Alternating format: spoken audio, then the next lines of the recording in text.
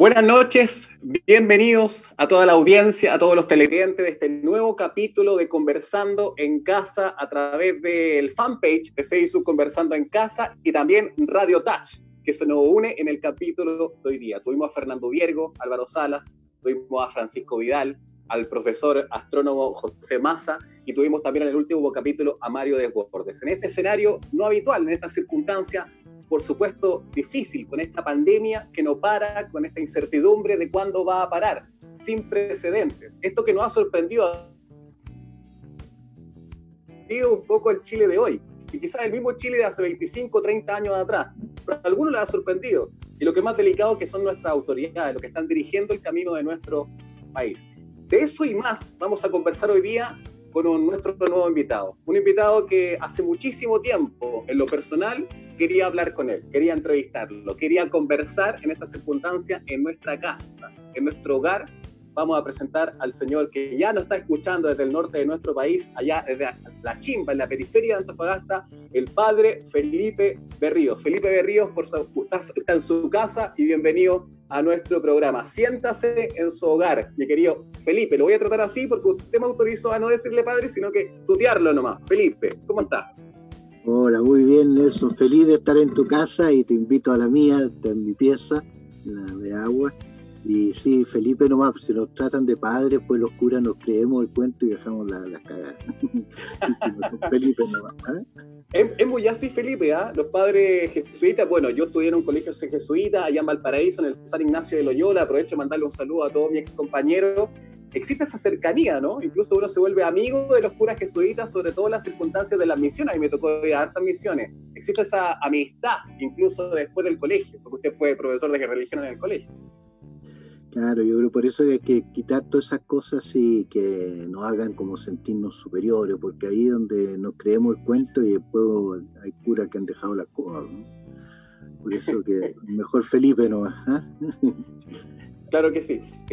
Felipe, lo que yo introducía en el comienzo de este programa, ¿no? Este escenario actual. Vamos a tener una hora de conversación, vamos a ir matizando con este relieve, pasando por distintos temas, volviendo a otros. Nos vamos desordenando un poco en esta conversación.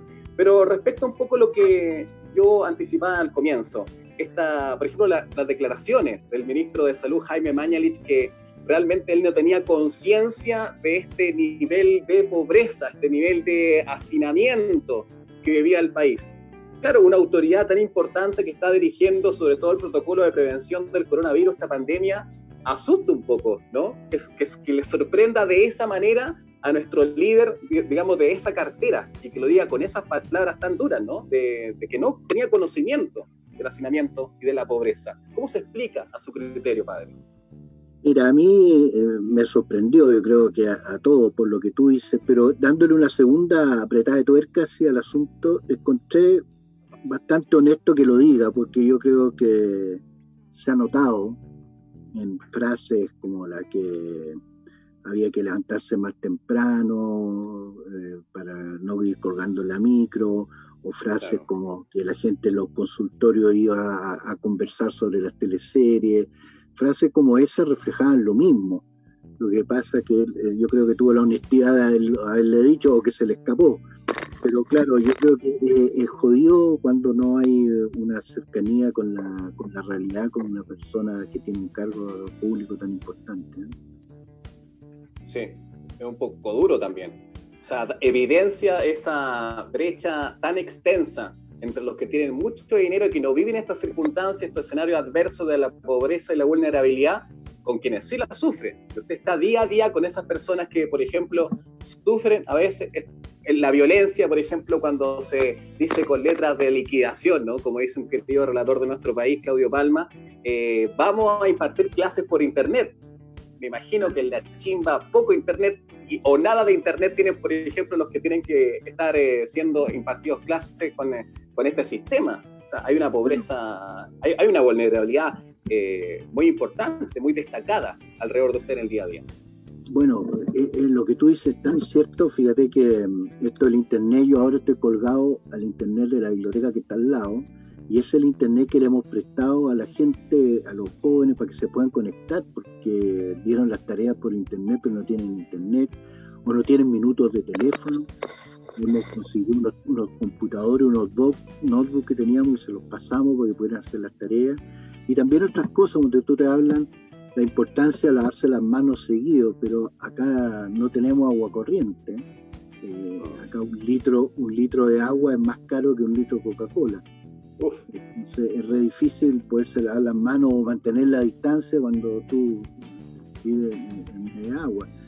Claro, yo creo que en cosas como esas se nota a veces que hay como dos Chiles, ¿eh? Sí, lamentablemente. Se está dando a conocer, sobre todo ahora en la pandemia.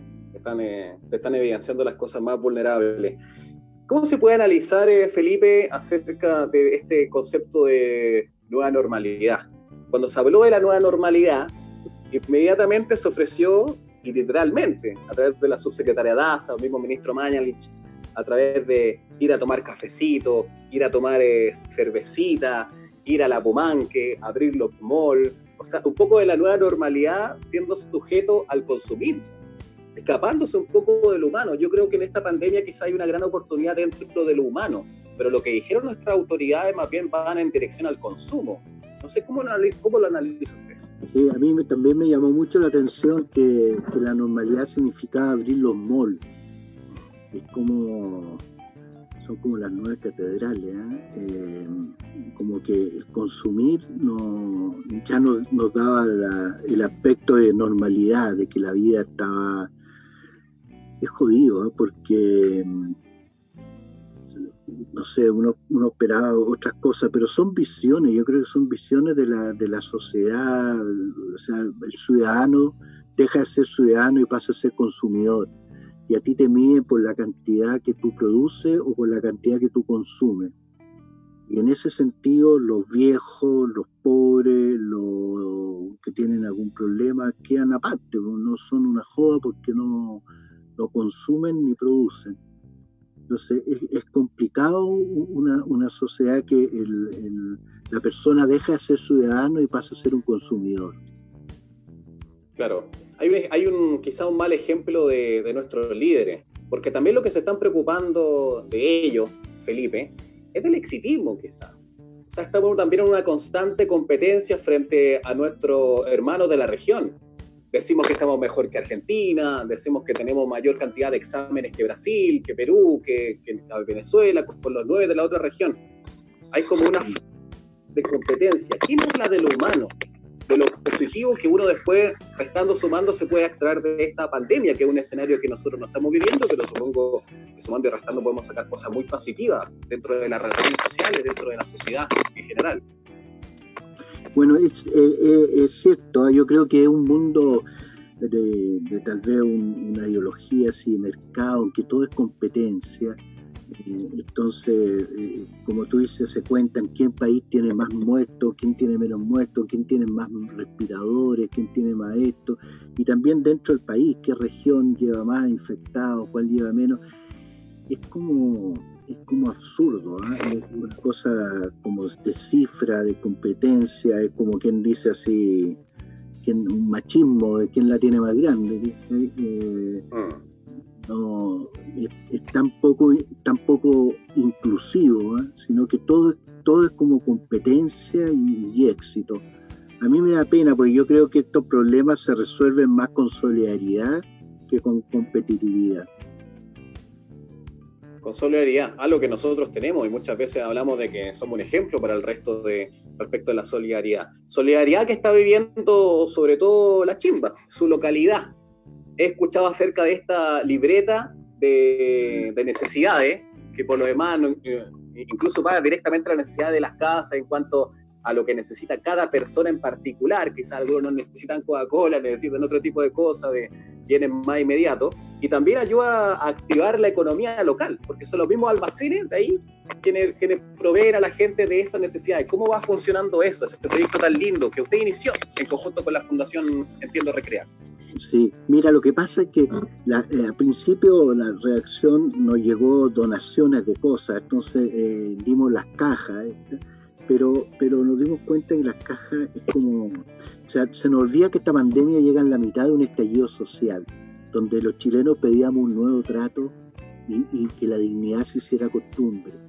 Entonces la caja era muy irrumpía así totalmente en la vida de las personas y se producía competencia entre ellos. A mí me tocó esta caja, o sea, la gente se dividía, le tocaban cosas que a veces la gente no necesitaba o no quería. Por mucho que tuviera la emergencia, nos tocó una niña, estábamos repartiendo lentejas y otras cosas, y una niña nos dijo que teníamos toallita higiénica. Entonces, eso por un lado. Por otro lado, uno decía que en el comercio local la gente deja de comprar, y el comercio local es clave, porque aquí la ausencia del Estado es muy fuerte. Y el almacén de barrio es la única institucionalidad, te crea cultura de barrio. La gente se conoce, habla, pide fiado, etcétera. Y también, por eso creamos una libreta, en que se le pasábamos la libreta a la gente, le pedíamos a veces un servicio a cambio, y la gente ahí va comprando según sus necesidades, se le respeta como más su dignidad.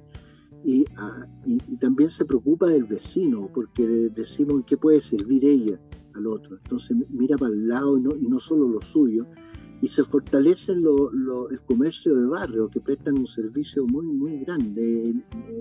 Entonces, es jodido esto, porque yo creo que los momentos que vivimos tan graves que yo no quiero aparecer peleando contra la caja ni nada de eso. Yo creo que todo ayuda.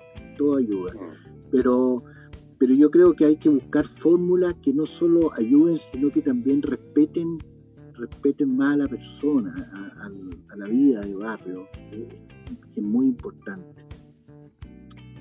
Claro, que quizás se pudo haber hecho.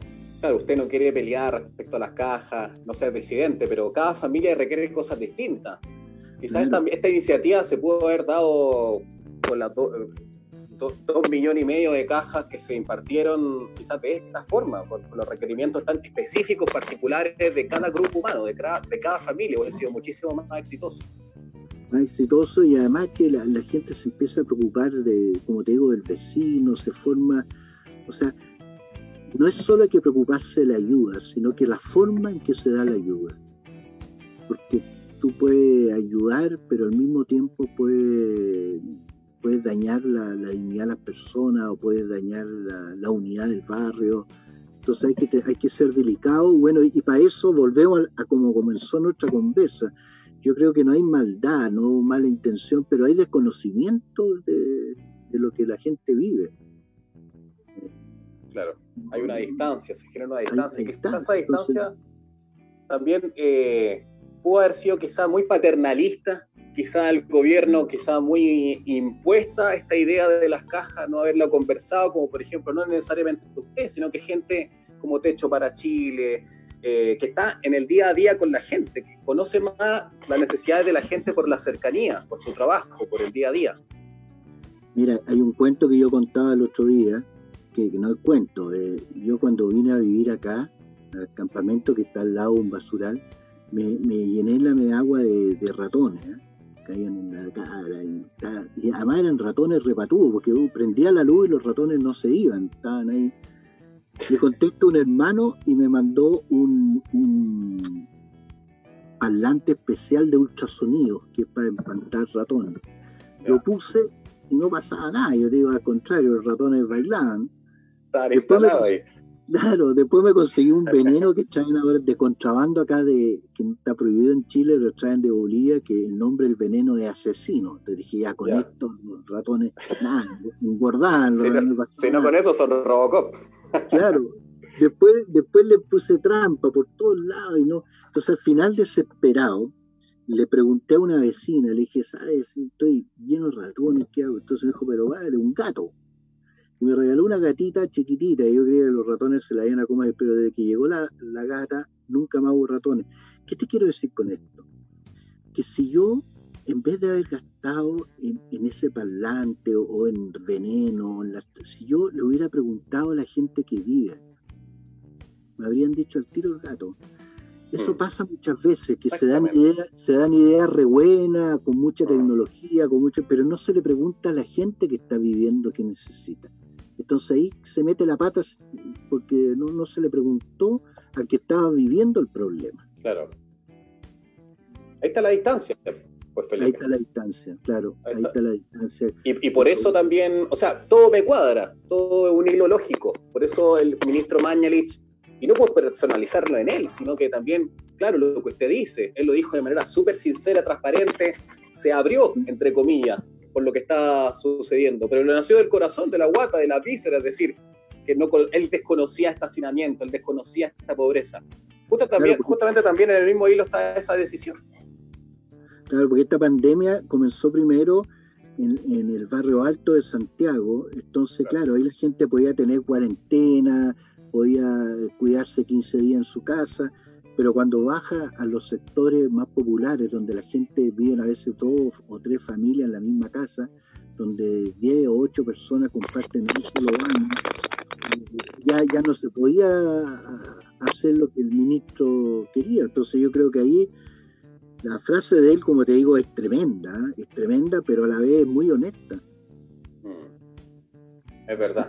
¿Y él representa a la clase política, según su criterio, Felipe? A esta clase política que cada vez está más distante de la población que sufre, de los más necesitados, de la gente que hoy día, por ejemplo, día a día usted comparte ahí en la chimba. Yo creo que nos hemos ido alejando. Antes uno veía una población y estaba el cura metido en la población, estaba las células del partido político, había presencia. Hoy día no, hoy día está en los narcos, no hay, nos hemos ido alejando, hemos ido creando fronteras internas, ideológicas o fronteras de clasismo que nos hacen... Y yo creo que se va apartando, o sea, yo creo que un diputado, un senador que gana, no sé, pues, 10 millones y que algunos llevan varios años en eso, se va separando de la gente común y corriente, que le pagan el celular, le pagan la benzina. Escucha, por muy buena persona que sea, se va separando de la realidad que vive el chileno común y corriente. O sea, la mayoría de los chilenos, el 80% gana menos de 1 millón y el 50% gana menos de 300 lucas. Menos 400 lucas, esa es el Chile real. Es tremendo, Felipe, y por eso también extraña tanto que se dilate, que normen una vez por todas que bajen sus remuneraciones los parlamentarios. Claro, o sea, es increíble cómo lo han ido postergando, como ahora también la reelección, hicieron un truco para poderse reelegir de nuevo, personas que llevan 30 años. Entonces, yo creo que eso se separa del país, pues es una lástima, porque ellos son los que legislan. Mira, hay un ejemplo que el Congreso en pleno aprobó la ley que esa de la silla para los niños menores de 8 años en el auto, por seguridad, por un montón de cosas. Pero eso es pensando en otro país, porque la mayoría de la clase media o que tienen autito no le cabía la otra silla, no podía ir de paseo el fin de semana, no podía salir nomás la familia. Entonces ahí te das cuenta que ¿para qué Chile se legisla? Para mejorar, pues, para estrechar la brecha, para una equidad, para la igualdad. Debiera ser así, pero a veces si se conoce la otra parte, tú decís que la gente se inscriba por internet y no cache que la mayoría de la gente no tiene acceso al internet. No tiene internet, ¿no? Y también nos olvidamos del adulto mayor. También. Nos olvidamos del adulto mayor. Todo lo que no, los niños del Sename, los presos hacinados, el adulto mayor, las mujeres. Son toda la gente que no produce, entonces no se le miran menos nomás. Claro, el que produce vale en este país, en esta sociedad, o quizás trasciende a Chile. O consume vale, exactamente. Es el momento de esta humanidad, de este planeta. No quería hacer oídos sordos a lo que usted nombró a la pasada, los narco benefactores, que también se originan a consecuencia de que el Estado no está presente muchas veces, y que usted dice cada vez está menos presente, como en décadas anteriores. Esto es peligroso, y quizá hay que frenarlo desde ya. ¿Cómo se explica esta situación? Usted que está en el día a día y está en una localidad vulnerable, incluso de repente estas personas, estos narcobenefactores, entre comillas, que le llamo yo, comienzan a tomar más poder. Mira, yo le pongo el ejemplo. Aquí hay una persona que es muy empeñosa, una mujer se llama, y ella quiere ayudar a su marido, que entonces quiere comprarle un colectivo para que pueda trabajar. Entonces tuvo que engañar ella, porque iban al banco, el banco no le prestaba 15 millones, que era lo que necesitaba. Entonces ella tuvo que inventar, porque el sueldo de ella no daba, tuvo que inventar que contrató al marido con un contrato falso, lo contrató por 700 lucas, 800 lucas, para que así pudiera acceder al crédito del banco. Y así todo, el banco lo han tramitado, y es jodido porque el narco te presta los 15 millones así nomás, y sin interés. Entonces es jodido porque tú te vas separando de lo formal y te vas metiendo en el mundo de la informalidad, y ahí el microtráfico y el narcotráfico van tomando terreno, ¿no? Van ayudando, ¿sabes? Van creando, son el apoyo a veces que la gente tiene en forma desesperada. Y ahora, ponte tú, yo he visto que hay más violencia porque como tú, están cerradas las fronteras y hay control del toque queda, no ha habido tanta droga. Entonces la droga ha subido de precio y no hay, entonces se produce violencia. Claro. Pero es un tema que no se habla. Es un tema que no se habla.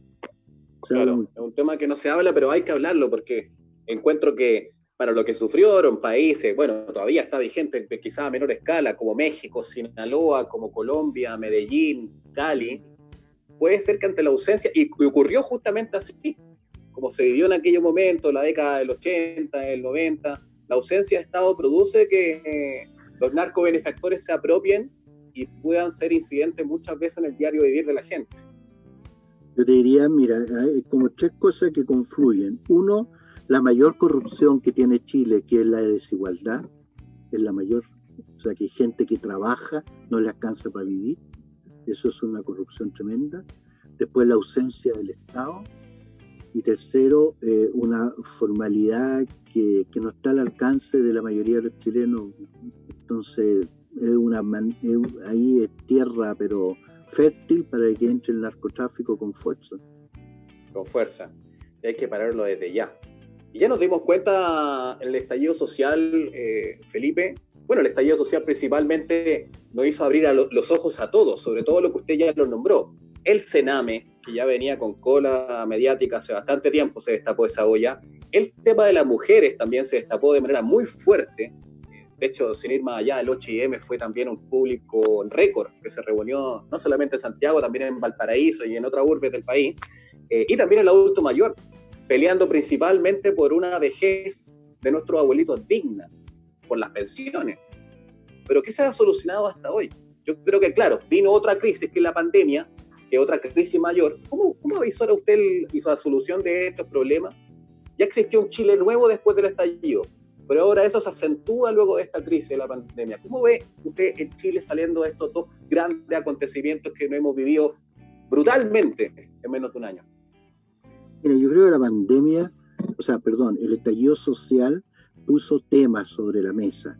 El baile de los que sobran, el de Chile despertó, queremos el derecho a vivir en paz, queremos que la dignidad se haga costumbre, un trato distinto.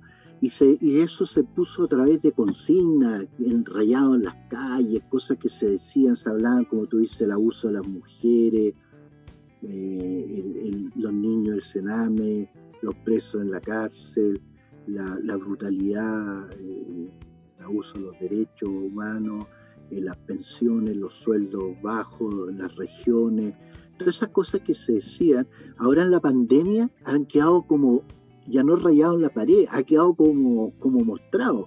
La han mostrado los medios de comunicación, o sea, se ha visto lo abandonada que están las regiones, se ha visto el hacinamiento de la gente, se ha visto que la cantidad de gente que vive con el sueldo del día, todas esas cosas que se decían, cómo a las mujeres se le ha cargado la mano, ahora, o sea, todas esas cuestiones que antes eran abstractas, ahora se decían, pasaron a ser una realidad que hasta un ministro dice, pucha, yo no sabía esto.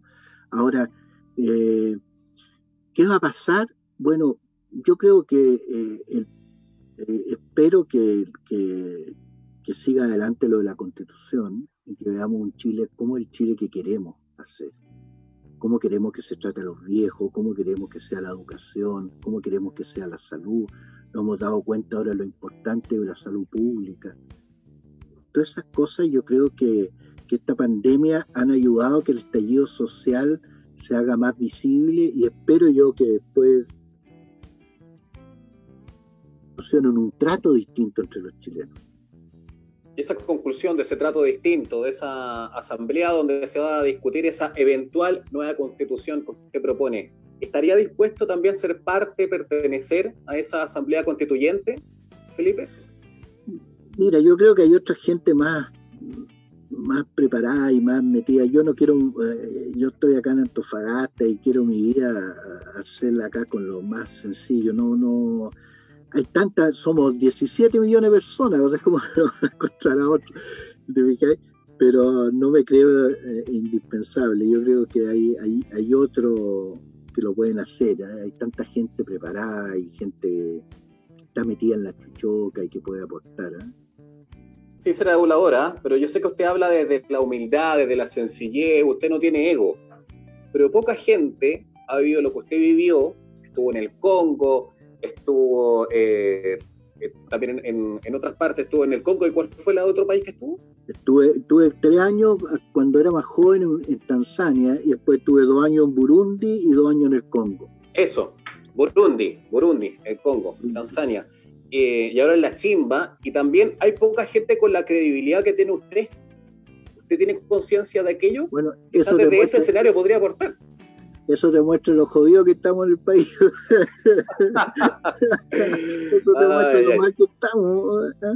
Bueno, muchos pertenecientes a estos 17 millones que conforman nuestro país nos están viendo en este momento, querido Felipe. Nos está viendo Mauricio Núñez, este es un programa interactivo, Claudio Caris, Guillermo Francisco Lepe, Bárbara Reyes, Jorge Roja, Gonzalo Serrano, Juan Silva, está Karen Donoso, Wendy Soto, Vanina Torterolo, Viejo Lobo, está Mauricio Nieto, Marcelo Poblete, Román Osaña, Patricia Vives, Felipe Flores, Marcelo Velázquez, Ramón Aguirre. Ya, muchísimo. Vamos a elegir una pregunta de los televidentes en este momento que están viendo, conversando en casa, participando con este alto rating que estamos acá presentes con el padre Felipe Berríos. Mauricio Nieto pregunta: frente a las contingencias vividas en el último tiempo, entre estallido social y pandemia, ¿qué liderazgo, Felipe Berríos, le gusta a usted para dirigir los futuros tiempos que vienen? Que al parecer vienen con muchos cambios. Saludos al gran padre Berríos, le dice Mauricio Nieto Ibaceta, de Quilpué. Lo saluda Mauricio Nieto. ¿Qué liderazgo usted propone en el futuro? ¿Cuáles son los que vienen a su criterio que serían mejor para liderar el país? Mira, yo cuando volví del Congo me llamó mucho la atención que en Chile había cambiado y todo lo que era llegar a acuerdo, todo lo que era diálogo, todo lo que era conversar, era visto como debilidad, como algo negativo.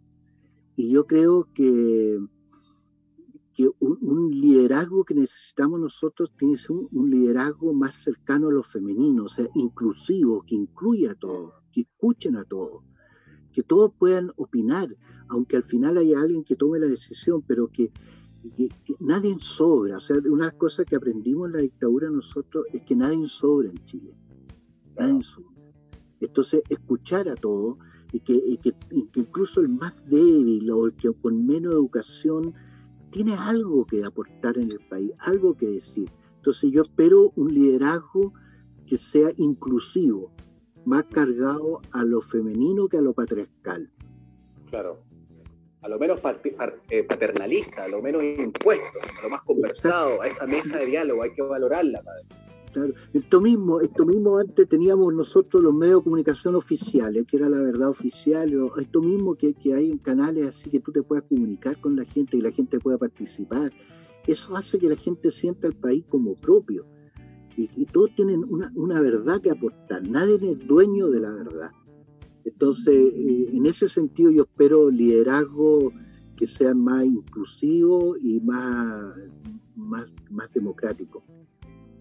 Yo no quiero hacer una pregunta tendenciosa, Felipe, no quiero hacer una pregunta tendenciosa, no quiero dar mi opinión dentro de ella, pero cuando estaba el ministro Chadwick, los primeros discursos después del estallido social de Sebastián Piñera, siempre los primeros 2 o 3 minutos se referían a la violencia de las calles, un poco haciendo oídos sordos a las reales denuncias ciudadanas, ¿no? Y le pregunto, ¿era así para usted como yo lo veo? Y si cambió esto cuando, por ejemplo, te voy a dar un nombre propio, el ministro Ignacio Briones, quizás mucho más inclusivo, más de llegar a acuerdos, más con las características, a pesar de no ser mujer, pero un poco las características que usted describe, ¿no? ¿Vio ese cambio de estilo Totalmente, político, de estilo de liderazgo? O sea, te lo digo con nombre y apellido. La ministra vocera, la ministra del Trabajo, el ministro de Economía, el ministro Briones y Blumen le dieron otro toque. Sí, aunque uno piense distinto ideológicamente, pero fueron más dialogantes, no como dueños de la pelota, no como dueños de la verdad. Y le dieron otro aire. Como igual ahora cuando estaba la crisis de la pandemia y se llamó esa mesa social, también le dio otro aire. Porque hubo más participación, que eso es lo que hoy día la gente pide. Si los problemas además son muy complejos para que alguien sea el único que tiene la razón y que lo puede resolver solo. Necesitamos más líderes de ese estilo, como por ejemplo lo que usted nombró, como Saldívar, Blumel y Briones. Exacto. Felipe, vamos a pasar una breve pausa comercial, solamente 2 minutos y medio, y ya volvemos con esta conversación de Conversando en Casa con el padre jesuita Felipe Berríos, que hizo el esfuerzo allá de la periferia de Antofagasta, más específicamente en la localidad de La Chimba, para acompañarnos hoy en esta noche. Vamos a esta pausa comercial. El día de ayer, mi padre me llamó para informarme que, a raíz de la contingencia por COVID-19, el señor Collins tomó la decisión de finalizar su contrato de trabajo. Me pidió ayuda para que por favor revisara su carta de despido, pero fue totalmente inútil. Realmente yo no pude entender absolutamente nada. Así es que tomé la decisión de pedir ayuda. Stacy, sorry, weón. Yo no cacho mucho de derecho laboral, ¿cachai? Muy comunista esa wea para mí, pues, weón. Yo me dedico más al derecho comercial, pues, weón. Sociedades, ¿cachai? Como la misma ola que mi viejo, weón. En ese momento pensé, llamaré al portal de gobierno. Muy buenos días, mi niña. Usted se ha comunicado con el portal del gobierno. ¿Ya? Si su familiar fue desvinculado bajo la causal del artículo 161 del Código del Trabajo, le recomiendo que primero revise la ley 20.666 antes de realizar cualquier tipo de consulta, mi niña. ¿Ya? Ahora, si usted ya revisó la ley 20.666, le recomiendo que espere en línea y que confíe en que la decisión del empleador mute, se vuelva buena persona y reconsidere la recontratación. ¿Ya, mi niña? Estaba realmente desesperada. Necesitaba ayudar a mi padre. Pasa para acá, niña. Yo soy del área de remuneración y de contabilidad. Yo te sé de derecho laboral. Te sé de esto otro, de lo de aquí, de lo de allá, de lo de más allá. Oye, no podía tener la letra más chica esto. Salí corriendo de ese lugar y yo me encontré con el estudio jurídico Olea y Pérez Asociados. Ellos analizaron de inmediato el caso de mi padre y me dijeron: los únicos que sabemos derecho somos los abogados. Y dentro de los abogados, quienes más sabemos derecho laboral, somos aquellos que hace años nos dedicamos al estudio y el ejercicio de esta especialidad. En estos tiempos de crisis, lejos de nuestras oficinas, desde nuestras casas, sin corbata, seguimos trabajando para resolver tus problemas. Cuéntanos tu caso. Ellos trabajan día a día por un mundo más justo. Seguimos Conversando en Casa con el padre jesuita Felipe Berríos, que nos acompaña en esta noche, en este 5º capítulo de Conversando en Casa. Felipe, le quería preguntar acerca ahora un poquito de la iglesia, ¿no? Nosotros décadas atrás, siempre en este tipo de catástrofe, la iglesia tenía un liderazgo de opinión, un liderazgo que imponía. ¿Cree usted que esta ausencia de la iglesia es efectivamente así? Que ahora miramos la iglesia desde una perspectiva muchísimo más pequeña, Felipe. Yo creo que sí, pero se puede ver de otra manera. Yo creo que el Vaticano II planteó una visión de una iglesia en que todos éramos pueblo, no había alguien que era superior al otro. Y ahí nacieron las comunidades de base, la teología de la liberación, muchas cosas.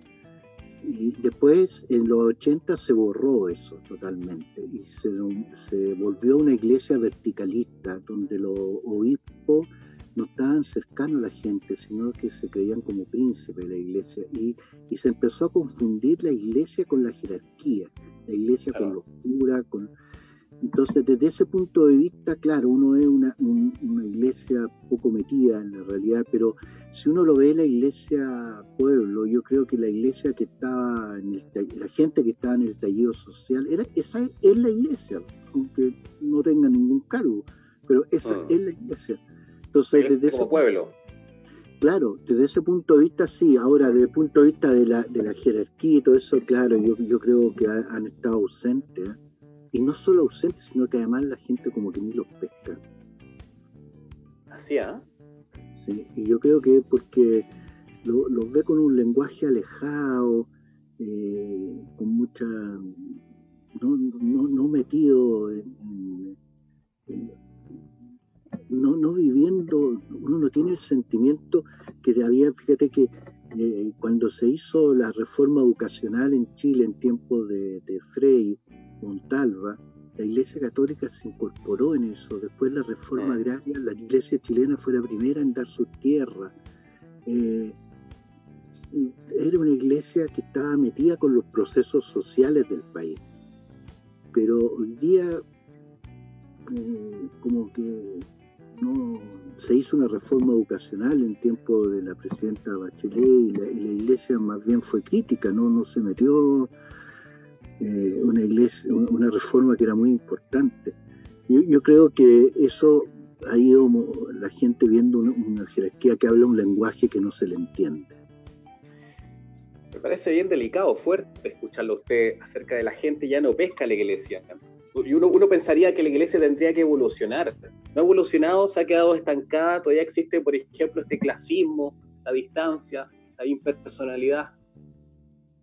Claro, porque se ha puesto esta iglesia verticalista, y fue una iglesia que se separó de las comunidades de base, de la teología de la liberación, y se centró en movimientos religiosos de onda conservador, muy unido a la clase alta. Entonces se separó de la parroquia popular, se separó de la comunidad de base, de los que ahora están haciendo ollas comunes, o los que ahora van a ver a los presos, la gente de barrio, la gente común y corriente. Por eso digo, esa iglesia sigue viva, pero ha habido una separación entre la jerarquía, los curas, y yo creo que la iglesia está más viva ahora en la religiosa. Yo creo que las monjas son mucho más cercanas a la gente. Las monjas viven mucho más el evangelio que los curas. Felipe, ¿sigue decepcionado, engañado, como lo dijo en algún momento, con todo lo que se evidenció, con la olla que se destapó respecto al fallecido padre Renato Poblete? Sí, pues, fue tremendo. ¿Qué querés que te diga? Yo incluso le hice una estampita funeraria cuando murió. Yo creí que era una persona excepcional. A lo mejor no vi, no quise ver, no fui capaz de ver, pero no fui engañado. Todo lo que tú queráis te lo acepto, porque en realidad para mí era un tipo excepcional. Y después me doy cuenta que era todo un engaño y que hizo sufrir a mucha gente. Ahora, yo creo que uno puede quedarse en los casos, el caso del padre Poblete, el caso del cura Caradima, el caso, qué sé yo, ¿no? Pero yo creo que además de los casos hay que ver que algo está fallando como institución. Claro. Entonces, mientras no se revise eso, y yo creo que eso debiera ir por el camino de la incorporación de la mujer a la jerarquía, de la ordenación de la mujer, debiera ir por el lado que los curas debiéramos vivir de nuestro trabajo con horario, así como todo, debiéramos estar menos cercanos al poder. Yo creo que hay muchas cosas sí que debiéramos de cambiar, menos clericalismo. Por eso de padre y con el cuello romano, todas esas cosas son detalles, pero pero que te van separando y que uno se va creyendo el cuento de que es superior, de que es distinto. Claro, porque ocurre en todas las profesiones. Cuando uno dice, claro, 2, 3, 4 abogados solamente se mueven por el interés del dinero, 2, 3, 4 políticos han sido corruptos, o 2, 3, 4 sacerdotes han caído en estos ilícitos, todos los abogados se mueven por el dinero, todos los políticos son corruptos, y todos los sacerdotes son tal cual. ¿Se puede separar la obra de la persona? He conversado mucha gente esto, porque sobre todo por el tema de Renato Poblete, ¿se puede separar la obra grandiosa que hizo con la persona que fue en esta tierra? Lo que pasa es que él se colgó de la figura del padre Hurtado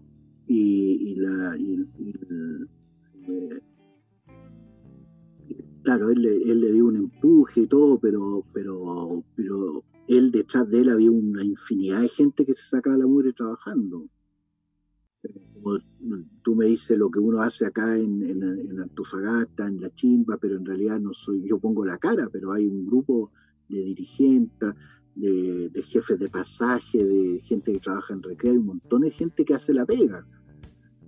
Entonces en eso el hogar independiente de Renato. Pero mira, se puede hacer un símil con lo de los carabineros. Hubo carabineros que abusaron, que volaron los ojos, que se aprovecharon, que violaron los derechos humanos, pero son los menos.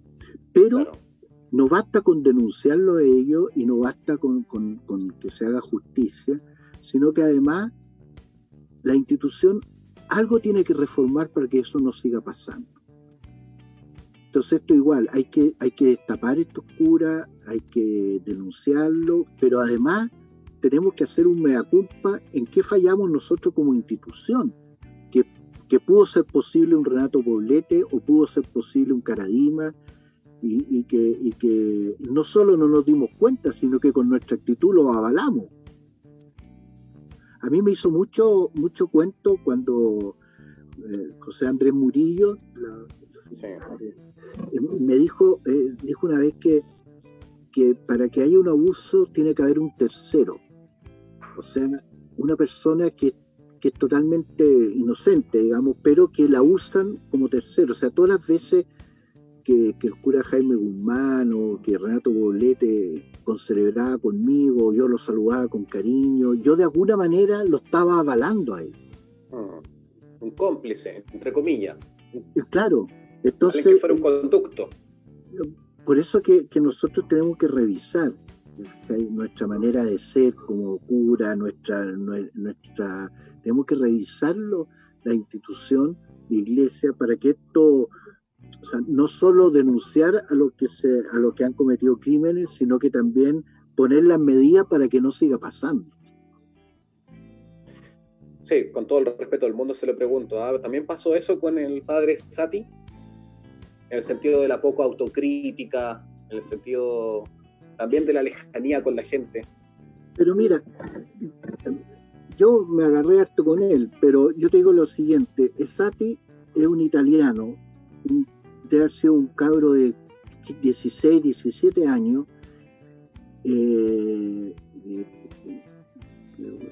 ¿cómo se dice? Soñador, que quiso jugársela por los más pobres, entró a cura y lo mandaron de chico al poto del mundo, a Chile.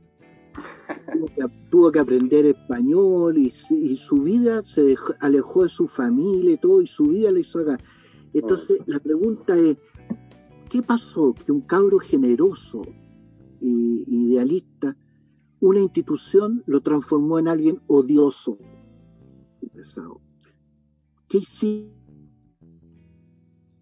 Usted fue al Congo, usted fue a Burundi, o sea, incluso se puede haber exaltado la pasión, porque la vocación de ser sacerdote nace desde una pasión. Se lo digo desconociendo el caso, Sí. Pero cuando nosotros escuchábamos a Sati reconocer que ganaba 400.000 pesos y andaba con chofer en una limusina, eso era imposible. Sí, a mí me sacaron la cresta por eso, porque dije llamar el clínico y después puso en la tapa. Claro, es ridículo, o sea, eso cree que la gente es tonta. O sea, ¿quién anda con auto con chofer o viaja 2 veces al año a Italia y ganando 400 lucas? no, esa cosa es como la frase de Manelich. ¿Fijas? No. Y la gente no es ridículo. Sí. Bueno, qué bueno que le diga con todas sus letras. Se lo agradezco y se lo aplaudo. No, yo dije ¿sabes? Y en una radio y pasó y después lo agarraron y el de Clinic lo agarró y lo puso en la tapa y mucha, me sacaron la cresta, pero era verdad, pues, es decir, yo creo que la gente nos podrá perdonar muchos errores, pero que no seamos honestos y sencillos. Claro. Eso es... No. Exactamente, tiene que cambiar la institución. En la cima de la jerarquía de todo, ahí hay que tomar decisiones para que comience a cambiar todo. Así como la institución también de nosotros, de los laicos. Lo quiero pasar nuevamente lo quiero trasladar nuevamente al tema de nuestra sociedad, de nuestro país. ¿Cómo hacer para cambiar en nuestro sistema, ¿no? Tan condicionado de repente por esto que también es violencia. Es violencia, Felipe, el pituto. Es violencia el que no exista muchas veces la meritocracia. Es violencia de que prima ante todo muchas veces de dónde saliste, en qué colegio estudiaste, qué apellido tienes. ¿Cómo se puede transformar un país así? Mira, yo contaba una vez cuando yo era chico, le pregunté a mi mamá que por qué los perros se olían el trasero. Y mi mamá me contó un cuento rechoro. Me dijo que los perros se fueron a bañar al mar y se sacaron todo el traste y lo dejaron en la orilla. Y de repente vino una ola gigante y salieron todos los perros corriendo y se pusieron el traste que encontraron. Entonces, desde ese momento los perros se olían para ver si encontraban o no encontraban el traste que le pertenecía. Era re bueno el cuento. Y se confundían. Después yo cuando más grande, fíjate, me acordé de ese cuento de mi mamá, porque los chilenos cuando se juntan se huelen el trasero igual que los perros. O sea, dónde estudiaste, de dónde vienes, dónde vives, cómo eres, y nos clasificamos. Y entra el clasismo. Entonces no basta que seas inteligente, sino que de dónde viene, de dónde es tu familia. Y ahí empezamos a hacer esta separación tonta del clasismo que nos hace tanto daño. Claro. Hay que solucionar eso, padre, para darle un mensaje también de ilusión y esperanza real, aterrizada a las nuevas generaciones. Que tienen que esforzarse, tienen que dejar nosotros lo que decimos coloquialmente la garra para poder ser alguien, pero había una columna de un colega, Daniel Matamala, que decía que ya por estar en tal colegio, tal apellido, o haber nacido en tal localidad, ya muchos ya tienen cuatro peldaños de la escalera subidos. Hay otros que parten con menos 2, justamente por ese prejuicio que vive nuestra sociedad. Bueno, y eso tenemos que cambiarlo, pero para cambiar eso tenemos que creernos el cuento de que no hay ni superiores ni inferiores, ¿eh? Porque también uno puede hacerse el inferior al otro, y yo creo que todas esas descalificaciones, todo eso no escuchar al otro, todos esos prejuicios que uno tiene que etiquetan a las personas, van creando, todos son el alimento de los prejuicios raciales, que alguien porque es negro, o porque tiene rasgo amerinto, porque así, cuando se decían los anuncios de se necesita una niñita, una niña de buena presencia. O sea, ¿quién define cuál es la buena presencia? Claro. Todas esas cosas tenemos que ir cambiando. Oiga, Felipe, lo quiero llevar a una última instancia de este programa, de este 1 a 1, muy enriquecedora esta conversación, destapando todos los temas de contingencia, usted hablándolos también tal cual como son, sin ningún filtro, cosa que le agradece a toda la gente que está conectada, que se mantiene ahí en muy alto rating, en nuestras nuevas plataformas, porque también estamos innovando, estamos adaptándonos a estos nuevos escenarios también tecnológicos para poder hacer televisión. Le quiero preguntar brevemente su respuesta. ¿Cuál es su película favorita, por ejemplo, Felipe? Hubo una Belle de Jour. Belle de Jour. Es re vieja, pero es de la Catherine Deneuve, que me encanta. Y fue una película muy audaz que muestra toda la cuestión del psicoanálisis. Y fue esa película me encantó. Claro, no se ve la hora, a lo mejor sería re antigua, pero también me gustó Mozart. Mozart.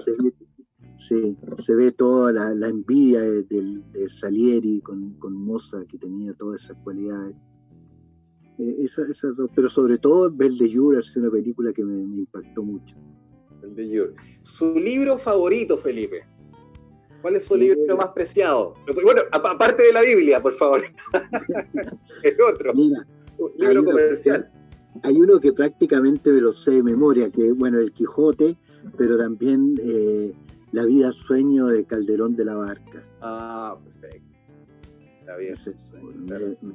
Y ese me hizo enamorarme ese libro cuando yo fui chico. Una vez vi la obra de teatro en un parque en que hacía el personaje Héctor Noguera, de Segismundo. Y realmente yo creo que me cambió la vida. Espectacular. Gran pedazo de actor Héctor Noguera. Mira, vamos a elegir otra de acá, muy breve. Javier Naguil dice, ¿qué es lo más enriquecedor que usted extrajo de su pasada por Congo y Burundi? Buena pregunta. Felipe. Ver que todos los seres humanos somos iguales y ver ver que había gente que no tenía que comer, que los niños morían como moscas, que la expectativa de vida de los 48 años, y sin embargo era gente profundamente feliz, porque no habían gente con depresión, no habían suicidios, no había gente con el colon irritable, era gente feliz porque cada uno tenía un lugar en la sociedad y era respetado. Uf, qué paradoja. Morían como moscas, pero a la vez eran profundamente felices. Claro, había malaria, había poliomielitis, enfermedades que han sido superadas por la humanidad, había mucha hambre, sin embargo, cada persona se le respetaba y tenía su dignidad. Y disculpe por hacer esta pausa acá, pero cuando usted volvió de ese viaje a África, encontró un Chile distinto, según algunas declaraciones que lo vi, o leí. Encontró un Chile quizás más enrabiado a como usted lo conoció antes de ese viaje. Encontré a todos los chilenos gordos. Claro, jugadores más sedentarios. Y todo enrabiado. Y yo veía que teníamos un país que tenía sus problemas y que los tiene, pero tenemos también cosas maravillosas. Claro. Entonces, como que andaba toda la gente enojada. Yo decía, mira qué salvaje, los semáforos funcionan, y la gente se enojaba. A mí me impresionaba, tú, que la mayoría de la humanidad no tiene agua potable. Y que uno en el water tenía agua potable. Y uno echaba la corte y tiraba ahí la cadena en agua potable. Yo nunca pude tener esa agua transparente en África. Sí. Entonces teníamos tantas cosas los chilenos. Habíamos sufrido tanto los chilenos y andábamos todos enojados. Eso a mí me llamó mucho la atención. Claro, medir el valor de esas cosas pequeñas de la cotidianeidad. Sí, ¿no? Sí, como ahora echamos de menos dar la mano, echamos de menos un abrazo. Claro. Nos damos cuenta de la riqueza que eso es. Daríamos cuánto por poder abrazar a nuestros familiares. Eso le quiero preguntar al final del programa, pero antes, ¿qué opinión o qué legado, más que opinión, le dejó a usted esta relación personal tan mediática? Bueno, yo soy periodista deportivo, no puedo evadir esta pregunta, tiene que estar acá en el cuestionario. Marcelo Bielsa. Mira, es un amigo para mí muy cercano, nos comunicamos de vez en cuando, porque él es malo para lo tecnológico, pero mantenemos mucho contacto. De hecho, hace como 2 días me llamó, estaba preocupado por Chile, por lo que estaba pasando. Mira, yo estaba en el techo y una vez me dijeron que me llamaba Marcelo Bielsa y no tenía idea quién era Marcelo Bielsa. Entonces pregunté quién es Marcelo Bielsa. ¿Pero cómo no vas a saber? ¿No le gusta el fútbol? Soy tan pelotudo, ¿cómo soy tan pelotudo que no sabe quién es Marcelo Bielsa? Entonces, bueno, después lo llamé de vuelta y él leía las columnas que yo escribía en la revista El Sábado y me invitó a almorzar ahí a Pinto Durán. Y mira, nos hicimos re amigos. Me mostró y él estaba haciendo una cámara y hiperbol, ¿cómo se llama? Una con frío, para cuando los... No, hiperbárica, sí. Hiperbárica, eso cuando los futbolistas volvían del extranjero, había una para recuperarse más rápidamente. Claro, él estaba construyendo una más barata con un amigo, y me mostró Pinto Durán, que yo no lo conocía, y mira, nos hicimos re amigos, y realmente una persona de una tan valiosa, humanamente, una persona de una delicadeza, una sencillez. Pues conocí a su señora, y un día se apareció acá en Antofagasta cuando íbamos a hacer, llegó sorpresa, yo no tenía idea.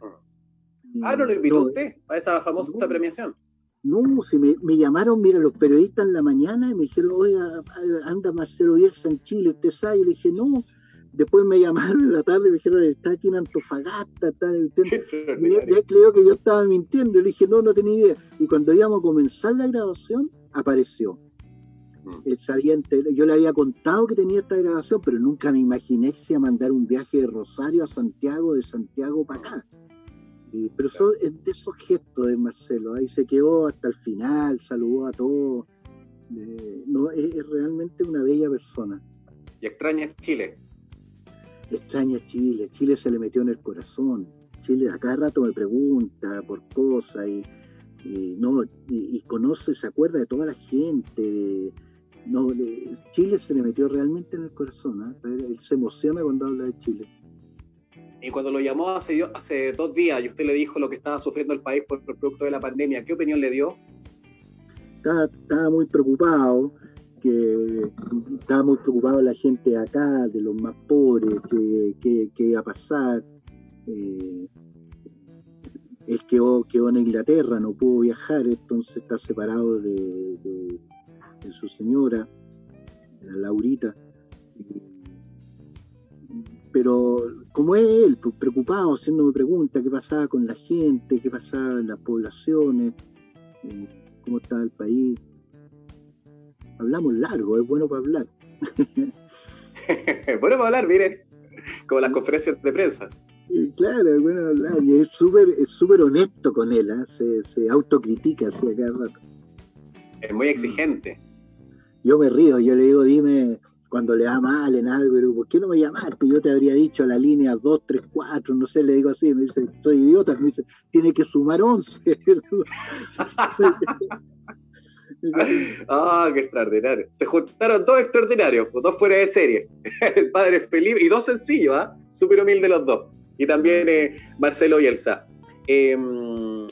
Felipe, qué grande llamarle Felipe, con tanta distancia que tenemos, yo partiendo del periodismo, pero usted en grande también en lo suyo, con tanta experiencia. Y yo creo que sí tiene que pertenecer a esa asamblea constituyente, de gente como usted, con esa credibilidad, es la que necesitamos para formar un Chile mejor, para hacer evolucionar a nuestro país. Le quiero pedir 2 mensajes en este cierre de programa, Conversando en Casa. Uno para la gente, para toda la gente que nos está viendo en este momento, y también otro para la clase política. Más allá de coloquialmente nosotros que hablamos de la política, esta lejanía, sino que para los líderes, para quienes nos están encauzando para poder sobrellevar el protocolo de la prevención de esta pandemia, este bicho raro que no sabemos cuándo se va a sanar. Por favor, Felipe. A ver, a la gente yo le diría que tal vez nunca hemos estado tan cerca de Dios porque nunca habíamos estado tan inseguros. Y le diría a la gente, sobre todo quisiera centrarme en la gente que tiene a su pariente en los hospitales, que no los puede ir a visitar, o quien ha perdido su ser querido, que no lo ha podido enterrar, o cambiarle la ropa, acariciarlo, y esos familiares compartieron la cruz de Cristo y de muchos que han sufrido en la humanidad y están junto a Dios. Yo le diría a la gente que vivamos con esperanza este tiempo, que tal vez vamos a terminar mucho más pobres materialmente, pero mucho más ricos humanamente. Así que sintámonos unidos, quedémonos en las casas y apoyemos a la gente que está sufriendo en los hospitales y a la gente que se está sacando la mugre por ayudarlos. Y a los políticos son un espejo de lo que somos la sociedad. Yo diría a los políticos que hoy día necesitamos diálogo, necesitamos acuerdo, que piensen que hay gente que lo está pasando re mal y que lo va a seguir pasando mal por mucho tiempo, y que necesitamos que ustedes lleguen a acuerdos, que se sienten a la mesa y que no se paren hasta no llegar, que cedan un poco. Si todos cediendo un poco vamos a construir un futuro mejor. Que por favor lleguen a acuerdos, que necesitamos esos acuerdos, que dejen los egos y que lleguemos a un acuerdo entre todos. Que dejen los egos los políticos, los líderes, y que a veces sentirnos inseguros es bueno, es lo que usted le dice a la gente. Mire, una gran reflexión para ellos y para nosotros. Le agradezco, esta conversación ha sido enriquecedora. ¿Lo ha pasado bien? ¿Se entretuvo? Sí, Nelson, lo pasé después. Lástima que no tengo el canal de fútbol y nada de eso para poder verte, pero te conocí ahora. ¿Y qué me iba a ver? No tengo idea, pero no. Hay puras repeticiones, ¿no? Bueno, yo le aviso. Quizás el fútbol va a volver a principios de agosto, quién sabe, yo le mando un WhatsApp, ¿ya? Ya, oye, pero muchas gracias, ha sido realmente un placer. Así que saludo a Omar y a ti y a todos los que nos están viendo. Bueno, muchas gracias. Un abrazo, un teleabrazo.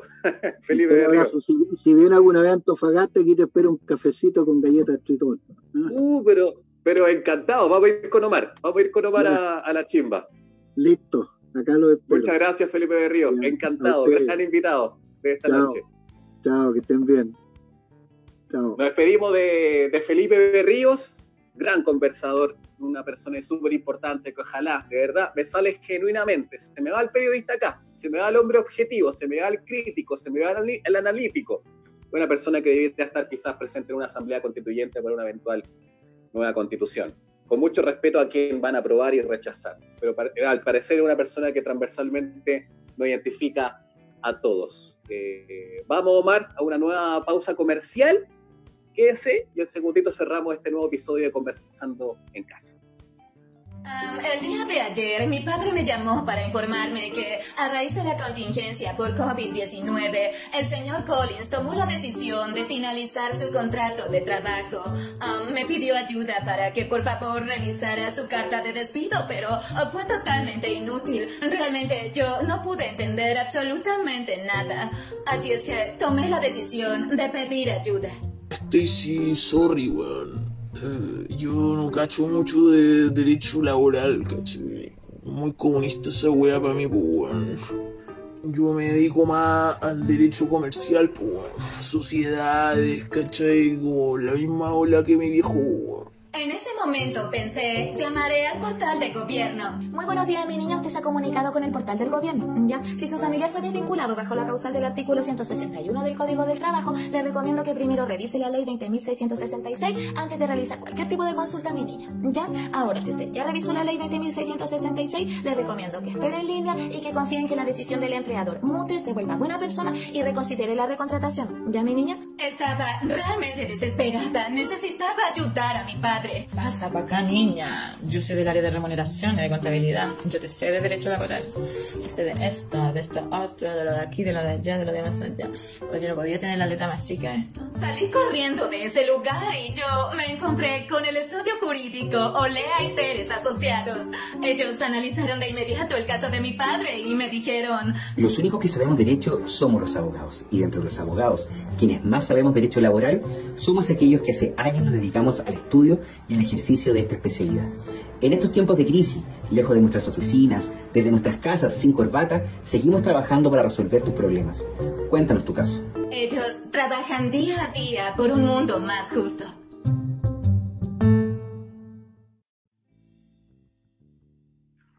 Bueno, agradecemos la presencia de quienes hacen parte, nos acompañan, participan activamente y hacen posible Conversando en Casa, como es Olea y Pérez Asociados, una firma de abogados que de verdad se la recomiendo. Sus problemas van a estar en buenas manos legales con Olea y Pérez Asociados. Más información en oleaperez.cl.